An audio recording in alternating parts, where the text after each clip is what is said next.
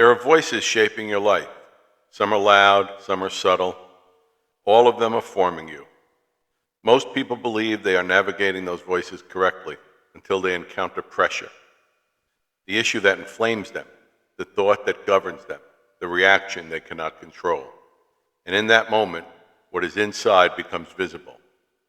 Welcome to The Voice in the Reckoning. This is not motivational content, it is diagnostic. We examine the voice of self, the voice of the world, the voice of the demonic, and the voice of the Holy Spirit. Because the danger is not hearing a voice, the danger is misidentifying the source. Spiritual warfare is not theatrical, it's cognitive. And what repeatedly governs your mind will eventually govern your life. Discern the voice, submit to the Spirit, govern yourself. This is The Voice in the Reckoning. Episode 11, Integrity, the Hidden Life. There is a difference between being busy and being transformed. Many people can quote truth, far fewer are changed by it. Today I want to talk about integrity, not reputation, integrity. It is the hidden part of our life. The truest measure of your spiritual life is not what people see, it is what remains when no one is watching. The conversations no one hears, the thoughts no one knows, the motives no one applauds. That is where integrity lives. And from a spiritual standpoint, it is the actual participation in the life of God. In my new book, The Hidden Reality, I speak about this fact. We human beings have two dimensions of participation. The first dimension is universal. Universal participation is human life. The second one is personal participation. Whether they want to include the attributes of God, like compassion, mercy, grace, love, and kindness. As we include these attributes in our life, we actually participate personally in the life of God.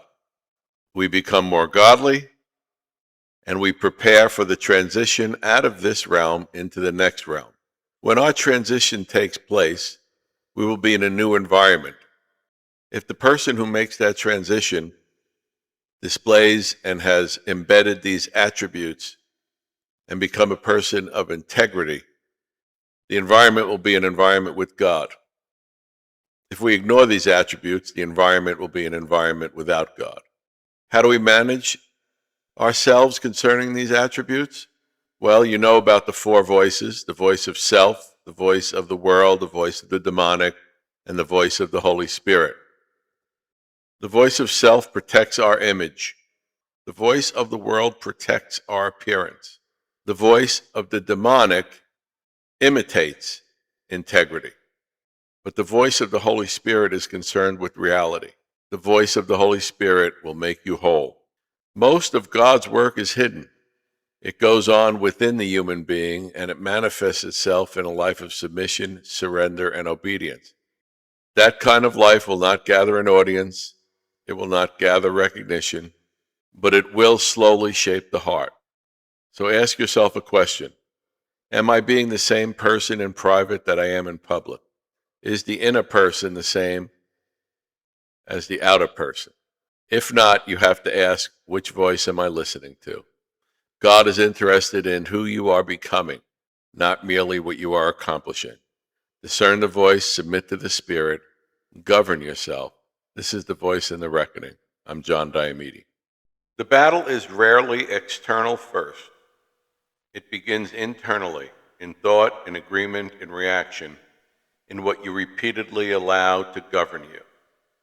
The world will speak, the self will react, distortion will present itself as truth. But the Holy Spirit still brings clarity, not confusion, not condemnation, clarity. And discernment begins when you stop automatically agreeing with every voice in your mind. Examine what is shaping you. Examine what you repeatedly defend. Examine what continues to produce instability, because what governs the mind will eventually govern the life. Discern the voice, submit to the Spirit, govern yourself. This is The Voice in the Reckoning. I'm John Diomede. For more information, visit our website, voiceandreckoning.com. If you want to contact me, use the email on the website. I am available for seminars, speaking engagements, podcasts, and more.